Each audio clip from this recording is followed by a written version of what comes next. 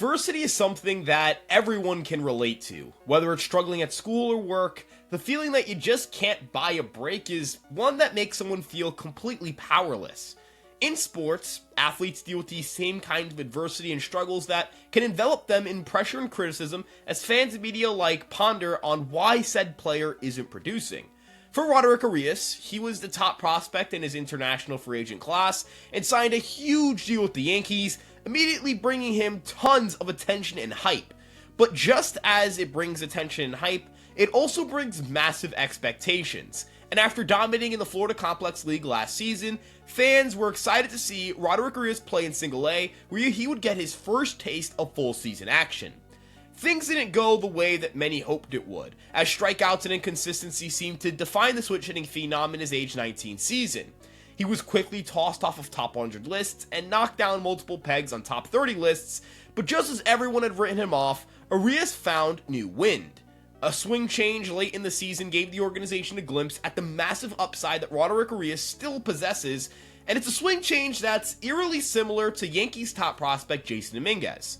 Struggling in Single A helped Dominguez go from all hype to one of the 10 best prospects in the sport, and for Roderick Arias, the adversity he faced might have been just what he needed to put up big numbers in 2025.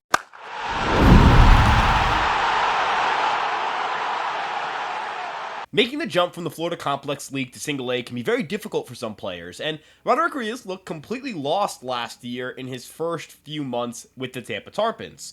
Through his first 2 months of play, the switch-hitting phenom posted a 92 WRC+ and 303 OBP, striking out 35.9% of the time with a 42% whiff rate. That's not just discouraging kind of play, it'll completely tank a prospect's value, as it'll take a player who is obviously tooled up and immediately throw them with the label that that player has a huge hole in their swing. I know that bat-to-ball skills aren't as valid as they were in years past, as power has become arguably the most important tool a hitter can have. There's still a point where one's inability to make contact is so bad that they go from being, strikeout prone or not having a great hit tool to being completely written off because their contact tools are not playable at the higher levels of minor league baseball. And in that respect, Arias hit rock bottom. If he continued putting up a 42% whiff rate, we wouldn't be talking about is he still a top 10 or 15 prospect in the organization. We'd be talking about whether he's a top 30 prospect in the organization still. And if you couple those hideous contact rates with underwhelming power, the once highly rated shortstop found himself dropping off of top 100 lists by the second, and the Yankees would desperately need to see him rebound if he wanted to find himself back on top 10 lists for the Yankee organization. The Yankees would see a nice rebound in July as the strikeout rates went down, but with a 5.1% barrel rate, it wouldn't be enough of a progression to consider a sustainable leap. To clarify, it is still encouraging to see a guy dramatically decrease his strikeout rate, even if it's at the sacrifice of power, because it indicates it's possible for this player to make contact. But in August, we saw his numbers come crashing down as the BABIP didn't hold up. The progressions made in the contact department were undone. He was still whiffing more than the league average and striking out a ton. But after 17 games of struggling, he would make a change to his batting stance, and it would spur the best stretch of Roderick Arias' professional career up to this point, as he would shift his starting leg position to have a more opened up stance, and his new stance would actually look a lot more similar to the one we see Jasson Dominguez have from the left-handed side. It's not an exact one-for-one, but the similarities in terms of their open stance and hand placement are uncanny, and both of their loads require more of a coil than just your simple leg lift, allowing them to generate tons of power from their smaller frames. After switching this stance up, Roderick Arias posted a 207 WRC+ over his final 14 games with a strikeout rate of just 19%, capping off a strong second half full of some weird adjustments, but adjustments that ended up working out overall. While he still ran a high whiff rate of 30.8%, his 12.8% barrel rate and excellent swing decisions allowed Arias to aggressively hunt pitches over the heart of the plate and take huge swings. His overall numbers in the season were solid, with a 111 WRC+ and a much more manageable 31% strikeout rate, which actually closely mirrors the production we saw from Jasson Dominguez when he first got to Single A level in his age 18 season. Roderick Arias had a 111 WRC+ to Jasson Dominguez's 105, a 31% strikeout rate to Dominguez's 31.3%, a 12.3% walk rate to Dominguez's 9.8%, and a 17.1% swinging strike rate to Dominguez's 17.7% swinging strike rate. In terms of game power as well, Roderick Arias had a higher isolated power at 161 compared to 140 for Jasson Dominguez, indicating that Arias made a little bit more contact, had better swing decisions, and generated more power in his single-A season.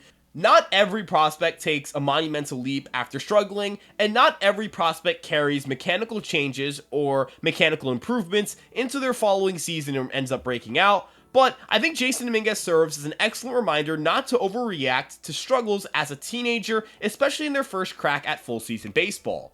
Roderick Arias doesn't stand out to me as someone who will become a top 10 prospect in baseball because his feel for contact will likely never reach what Dominguez's has become, but the talent is still tantalizing, and if the barometer for success of a prospect is being a top 10 prospect only, then I think we're looking at this all wrong. You're trying to evaluate their major league production, what the finished product ends up being, not rating a player based on how their progressions or their struggles or what the road looks like to the big leagues exactly.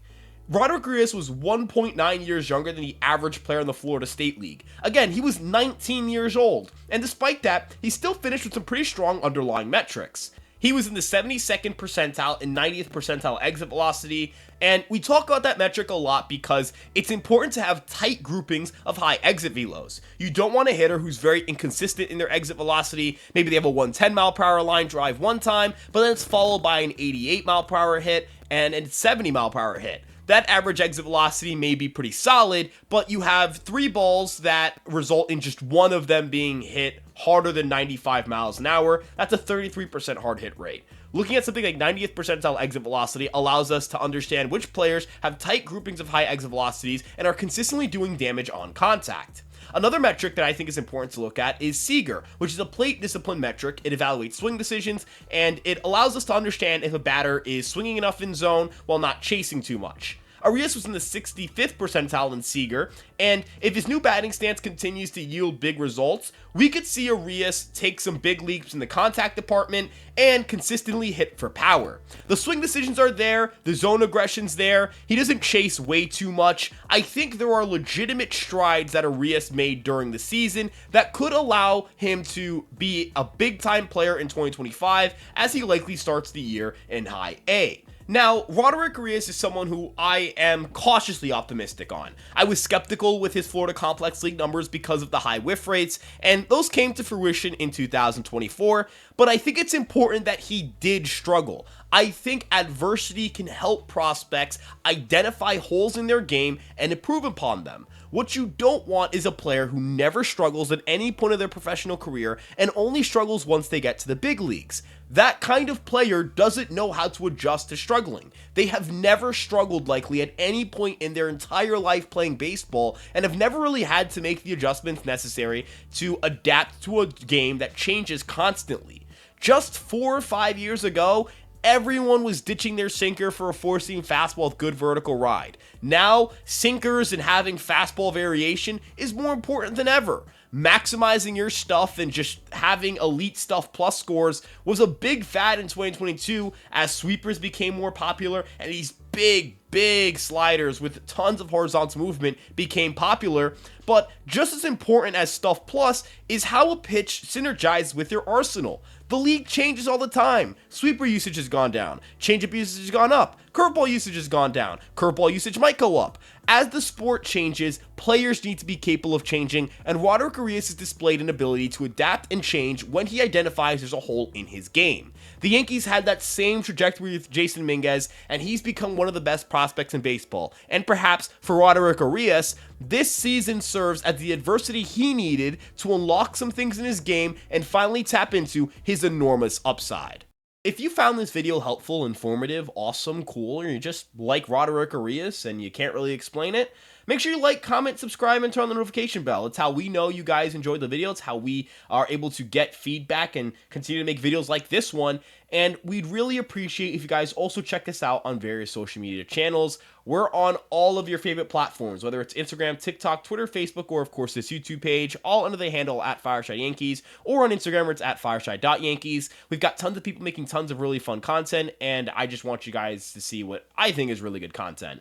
But again, thank you so much for tuning in. tuning in. You can check us out at empiresportsmedia.com for written coverage of all of your favorite New York sports team, including the New York Yankees. And you can check me out at Ryan Garcia ESM on Twitter, where I'm just blabbing. I have a platform and I just talk. I love talking. You can ask anyone I know. But thank you again for tuning in. We love you guys so much. Let's go Yankees, and peace out.